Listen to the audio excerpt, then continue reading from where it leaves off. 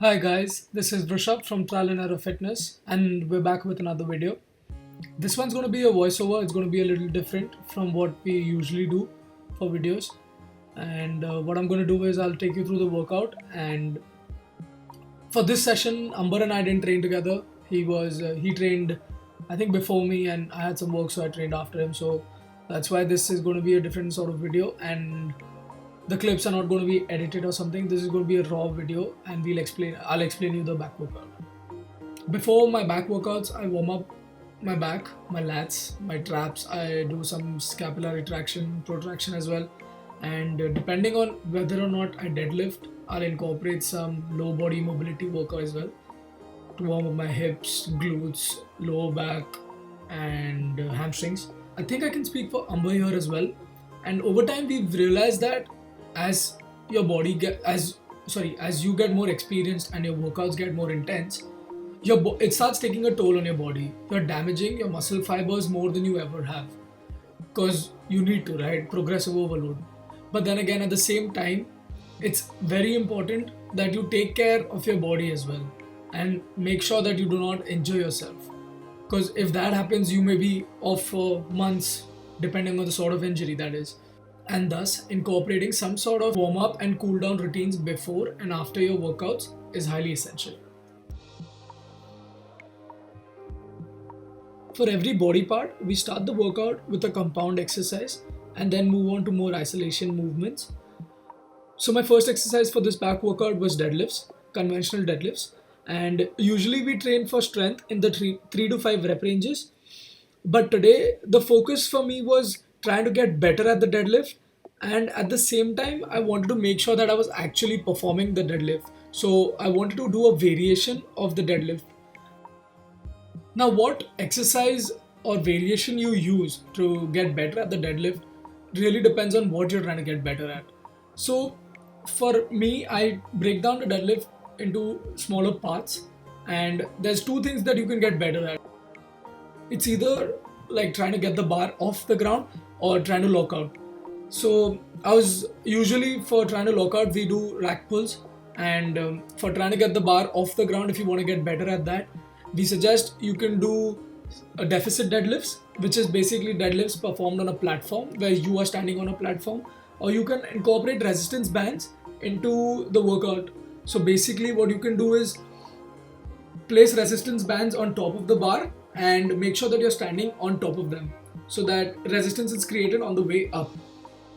As you can see from the clip, what I'm doing is I'm doing 3 partials, and on the third partial I'm performing the lockout, so I'm going all the way up. So it's basically 3 partials and 1 full. That's 1 rep, and I was doing 5 reps of this, and in total I did 4 sets of 5 reps of resistance band deadlifts. I did this variation last week as well, and this is the second time I was doing it. And I really feel that this is a very good exercise if you want to get better at pulling the bar off the ground, and if you're struggling at that. Like after 5 reps, my back was jammed, and immediately after the second set, I was like, "Damn! I still need to do 2 more sets of this." I highly recommend doing this variation of the deadlift if you want to get better at it. And at the same time, the first few times you do it, you'll feel your back a lot. And if you're doing it correctly, there won't be any issues. You'll get better at it, but your back will be sore for days. So do foam roll and do release that fascia. Also, make sure you don't pick too heavy a weight. I picked like 20 kgs on each side. 20 kgs on each side. And for back workouts, like if you've seen our previous videos, like we go pretty heavy. We do like 140 kgs, 160 kgs.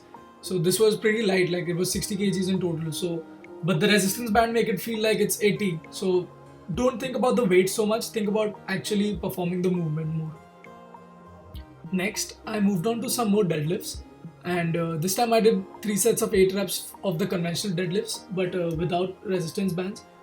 And after those 4 sets of resistance band deadlifts, my back was pretty sore, and thus I just wanted to perform the movement. I didn't want to go too heavy, so I picked a lightweight. I did 80 kgs for 3 sets of 8, and that's what I finished my deadlifts with. Next exercise, and the third exercise I did, was lat pull down, and I did 5 sets. I think 4 or 5 sets. I can't clearly remember, But yeah, I did about 4 to 5 sets of 8 to 10 reps. And for this lat pull down exercise, I didn't really use the normal wide grip straight bar that you have in gyms.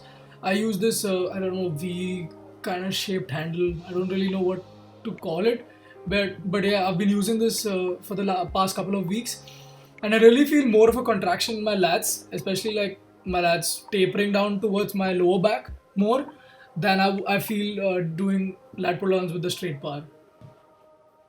While performing any exercise, it's very important that you get a good mind muscle connection with that part or that body part that you're training. And I really feel ever since I've read about mind muscle connection, and ever since I've started thinking more about it, and putting a lot more thought into my exercises while performing them, I've felt better contractions, I've felt a better pump as well, and I feel like recruit more muscle fibers doing that particular exercise as well. And for any back movements or any exercise, it's very important rather, to get a good contraction, to get a good squeeze.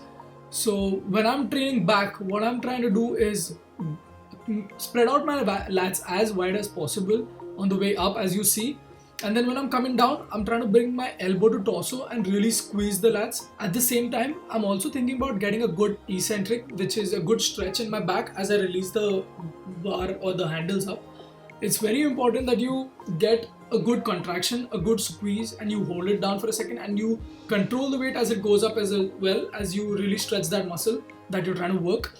And what we do to incorporate this is we use tempos. So we basically use a 2-1-2 usually, where we bring the weight down for 2 seconds, hold it at the bottom for 1 second, sorry, and then we release it back up for 2 seconds. The next exercise I did was pull-ups, and I did 4 sets of as many reps as I could. I didn't really put a number on this, as my lats were pretty taxed after the lat pull-downs, and I usually like to go all the way down at the bottom and then pull myself up. But as I'm saying, like my lats were like really taxed and they were really tired, so I was just doing like half reps, as many reps as I could for about 4 sets, and I think the least number of reps I got was 6 in the third set, and then I think I didn't get any more than 9. So I was pretty disappointed, as I usually get like 15 reps on pull-ups easily. Until now, I've done resistance band deadlifts, conventional deadlifts, lat pull-downs, and pull-ups. So the fifth exercise was barbell rowing, and I did about 4 sets of 8 to 10 reps again. I usually stick to like 8 to 10 reps for a lot. As I said, like compound movements are usually 3 to 5 rep range, and then other isolation movements I like to do 8 to 10 reps, nothing more, because I like, when I'm in the gym, I like to push weight. I like to feel strong. I like to get better at improving my strength, and thus I like to push heavier weights, as heavy as I can with the right form, obviously. And very rarely, I do like workouts where I have only 12 reps and 15 rep workouts. I usually perform I usually perform an exercise at the end of my workout, which would be 15 reps ish, to just burn out my muscle. That's it. Nothing more than that. And I think there's this misconception of doing more reps and getting shredded. That doesn't really work that way. Like, that's not gonna happen. So I guess whatever your style is, whatever you want to train as, and whatever you want to get better at, it's important to periodize or program your workouts that way. So that's what I like to do.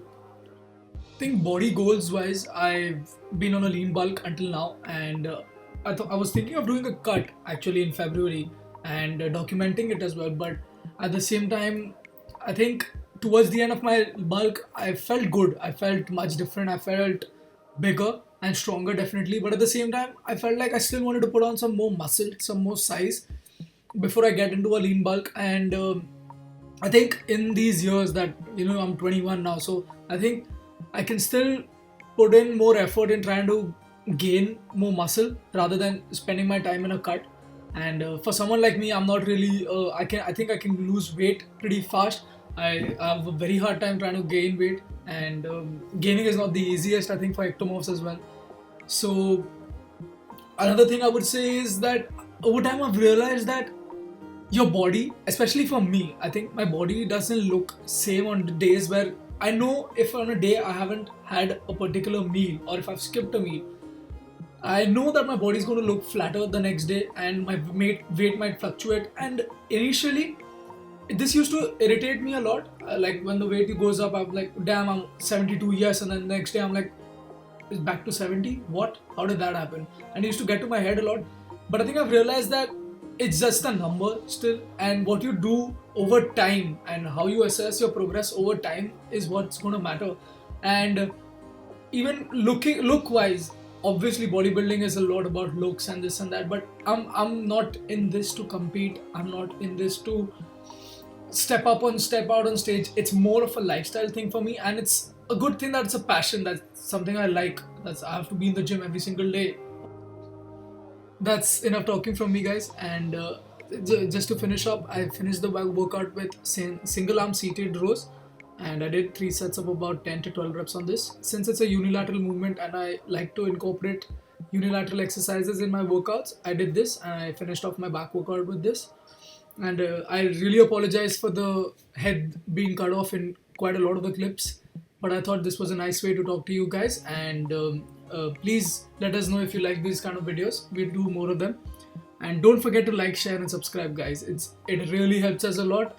So for more of such content, please stay tuned. And this is it. Cut it!